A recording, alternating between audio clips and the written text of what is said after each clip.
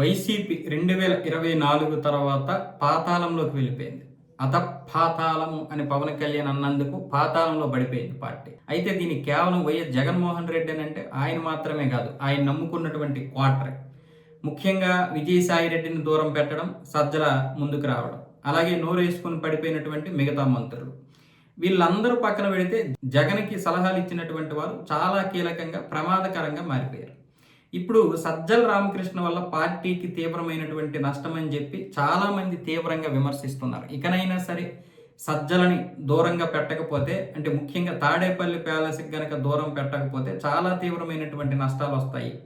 ముఖ్యంగా మొన్న ఎవరైతే ఆ బోరుగడ్డ అనిల్ నువ్వెవరు, నీకు మాకు సంబంధం లేదు అనడం కానీ, విజయసాయి రెడ్డి మళ్ళీ పునఃప్రవేశం కానీ, అలాగే మరికొన్ని పరిణామాలు ఏవైతే ఉన్నాయో జగన్మోహన్ రెడ్డికి ముఖ్యంగా సలహాలు ఇచ్చినటువంటి సీదిరి అప్పలరాజు కొడుకు యాక్సిడెంట్ విషయంలో కానీ, లేకపోతే సీతారాం ఉన్నాడు కదా, తమ్మినేని సీతారాం యొక్క సంఘటన గురించి అయితేనేమి, జగన్మోహన్ రెడ్డి మాట్లాడుతున్నటువంటి మాటలు ట్రాలర్స్కి మాత్రమే కాదు, ప్రతిపక్షాలకి, అంటే అది అధికారపక్షమైనటువంటి కూటమి ప్రభుత్వానికి కూడా ఆయుధాలుగా మారిపోతున్నాయి అని చెప్పి ఈ సజ్జలను పక్కన పెట్టకపోతే తీవ్రమైనటువంటి నష్టం జరుగుతుంది. 2029లో కూడా కష్టమే పార్టీ గెలవడం అని చెప్పి మొత్తం జిల్లానే రాష్ట్రంలో ఉన్నటువంటి అన్ని వర్గాల నుంచి కూడా వ్యతిరేకత వస్తుంది. కాబట్టి అవసరమైతే విజయసాయి రెడ్డిని మళ్ళీ తీసుకురండి, ఆయన ఢిల్లీ రాజకీయాలు నడిపాడు, అలాంటి వ్యక్తిని తాడేపల్లి కూడా ఇంకా దూరం చేశారు, ఆ తర్వాత ఉత్తరాంధ్రకి పంపించారు, అక్కడి నుంచి మళ్ళీ నెల్లూరుకి పంపించారు. ఇష్టం వచ్చినట్లుగా చేయడానికి ప్రధాన కారణం సజ్జలే.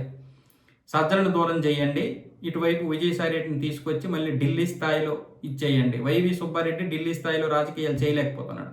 చివరికి నరేంద్ర మోదీ, అమిత్ షా లాంటి వ్యక్తుల యొక్క అపాయింట్మెంట్ కూడా సంపాదించలేనటువంటి పరిస్థితుల్లో ఈరోజు వైవి సుబ్బారెడ్డి ఉన్నాడు.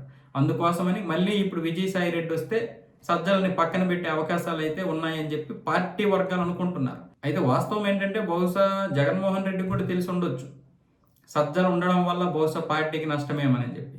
అలాగే ఆయన మొహమాటానికి కూడా ఆయన్ని పక్కన పెట్టుకుని ఉండొచ్చు. ఏదేమైనా సరే వాళ్ళ అబ్బాయి భార్గవ్ కూడా ఈ సోషల్ మీడియా ఇన్ఛార్జిగా ఉండి చాలా వరకు నష్టాన్ని చేకూర్చడని వైసీపీ వర్గాలు కూడా నమ్ముతున్నాయి. ఈ నేపథ్యంలో సజ్జలని పక్కన పెట్టే అవకాశాలు అయితే ఉన్నాయి, కానీ పూర్తిగా పక్కన పెట్టకపోవచ్చు. తాడేపల్లి కూడా ఇంకా దూరం చేసే అవకాశాలు అయితే ఉన్నాయి.